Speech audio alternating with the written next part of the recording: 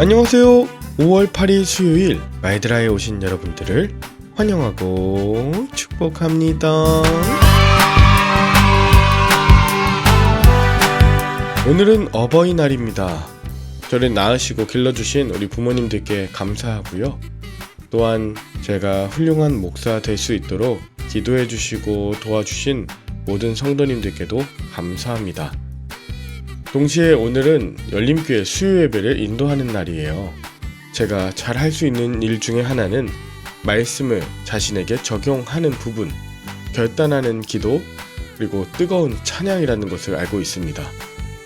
말씀과 기도, 찬양으로 영적인 것을 충전하고 그리고 삶에서 실천하며 살아가도록 독려하는 것이 저의 은사이자 강점이라 여기며 오늘도 수요 기도회를 인도하고자 합니다. 여러분들께서도 마이드라를 통해 하나님의 말씀이 들리고 또 결단하는 기도와 뜨거운 찬양으로 하나님께 영광을 올리시길 바라며 오늘의 마이드라를 힘차게 시작해 보도록 하겠습니다. 자, 출발!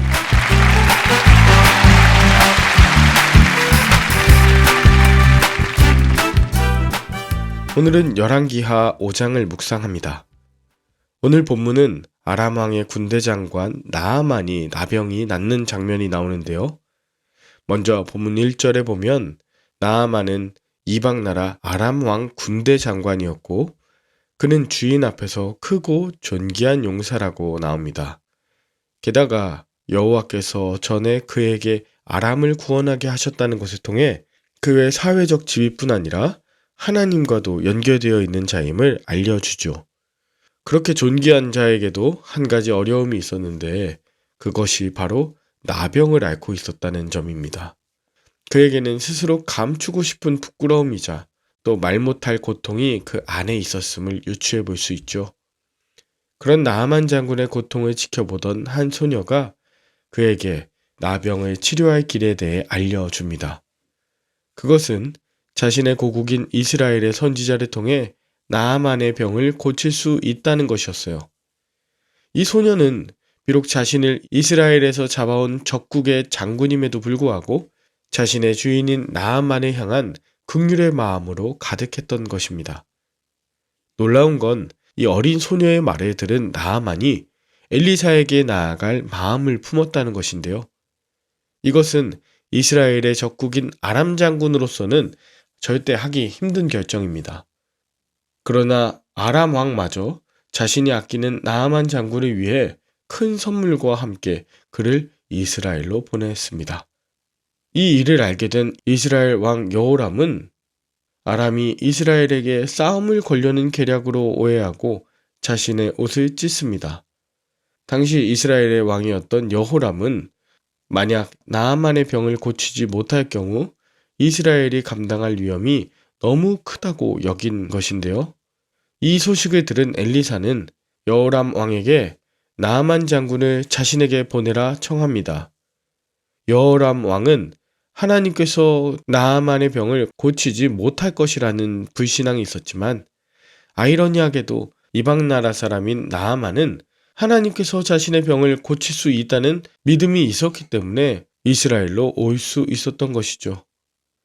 나아만이 병 고침을 받고자 엘리사에게 찾아갔을 때 엘리사는 집에서 나오지도 않고 그저 요단강 물에 7번 몸을 씻으라고 전합니다. 나아만의 입장에선 특별한 방법을 기대했을 것인데 그저 요단강 물에 7번 씻으라고 한 것에 실망하며 화를 냅니다. 자신의 나라에서 자신이 갖고 있던 그 높은 지위에 익숙해져 있던 나아만이 자신의 생각과 맞지 않으니 자신을 무시했다고 하는 생각이 들고 마침내 분노하고 있는 것이죠.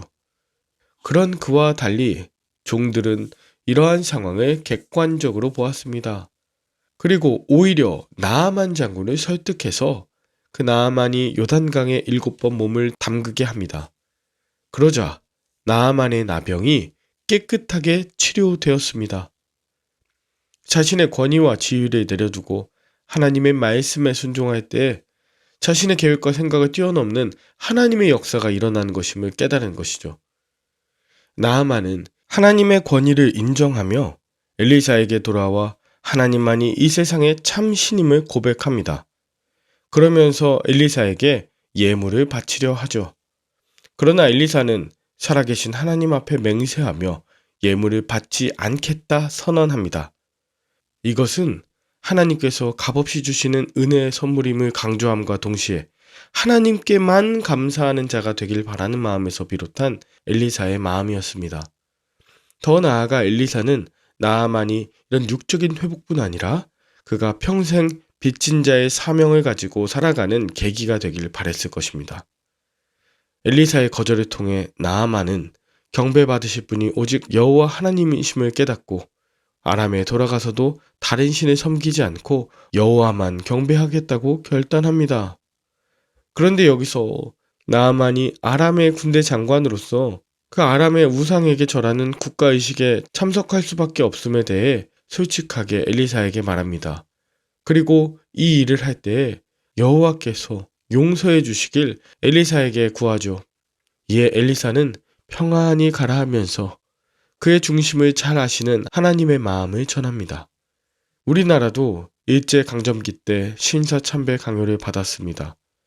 많은 사람들이 신사참배에 참여할 수밖에 없었죠. 그러나 안타까운 것은 신사참배 전후에 하나님께 용서를 구하는 자가 얼마나 되었는가 하는 점입니다. 사전에 이러한 연약함을 아뢰거나 그 이후에라도 회개하는 일이 너무나 중요했는데 안타깝게도 신사참배를 회개한 이들보다 그걸 정당화하고 회개하지 않는 자들이 더 많습니다. 교단별로 회개 운동들이 있었어요. 그러나 몇 개 교단에만 한정돼 있을 뿐 그저 권력 앞에 고개를 조아리며 부끄러움을 잊은 목회자들이 지금도 여전히 성공주의와 만문주의를 따르며 기득권자들에게 붙어 있죠. 자, 오늘 본문 20절에도 엘리사의 종 게하시는 나아만의 예물을 거절한 엘리사와 달리 하나님께 맹세하며 그것을 다시 받아옵니다. 지금 나아만의 속여 재물을 얻은 게하시는 완전 범죄를 꿈꾸고 있는 것이죠.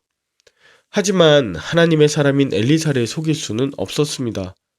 그가 탐심으로 나아만으로부터 재물을 취했기 때문에 나아만이 알았던 그 나병이 게하시에게 전이되어 징벌을 받게 된 것입니다. 엘리사의 가장 가까이서 또 하나님의 구원을 목도하고도 오히려 하나님의 심판을 받게 된 게하시라 할 수 있죠. 게하시에게 하나님은 그저 자신의 탐심을 채우기 위한 도구나 수단에 불과했습니다. 이스라엘 사람이자 엘리사의 종이라 하더라도 하나님의 심판에 면할 순 없다. 이것을 우리에게 알려주면서 오늘의 본문이 마칩니다. 여러분은 오늘 본문을 통해 무엇을 느끼셨나요? 나아만 장군이 감추고자 했던 나병과 같이 사람들 앞에서 감추고 싶은 나의 약점과 아픔은 무엇인가요? 그 약점을 나누며 함께 중보하고 말씀으로 인도함 받을 믿음의 공동체가 있나요? 내가 모태신앙이고 주변에 하나님이 쓰시는 자들이 많지만 하나님의 능력을 신뢰하지 못하는 여호람 또는 게하시의 모습은 내 안에 없나요? 아무리 예배를 많이 드리고 종교 생활을 열심히 한다 하더라도 한 번도 말씀을 들어보지도 못하고 하나님에 대해 알지 못하는 자들의 삶과 얼마나 차이가 있는지 한번 돌아보아야 할 것입니다. 하나님께서 내게 허락하신 순종의 자리, 버려야 할 탐심과 불신앙, 나병보다 더한 죄악은 무엇인지 곰곰이 생각해 보시면서 하나님의 구원과 회복케 하심, 회개할 모든 부분들이 여러분들의 삶 속에 밝히 드러날 수 있기를 기도합니다. 하나님께서 여러분의 모든 상처와 아픔을 간증으로 바꾸시고 회개의 기회로 인도하여 주시길 축복합니다. 함께 기도할까요? 하나님 아버지, 사람들로부터 큰 용사라 인정받기만을 구하며 나병과도 같은 고통스럽고 수치스러운 일들을 감추려 했던 지난 날을 회개합니다. 저의 생각과 자존심을 내려두고 구원을 위한 행함과 결단의 요단으로 내려가게 하여 주시옵소서. 나의 생각보다 그럴듯한 방법을 찾기보다 주님의 말씀에 순종하는 믿음을 주시옵소서.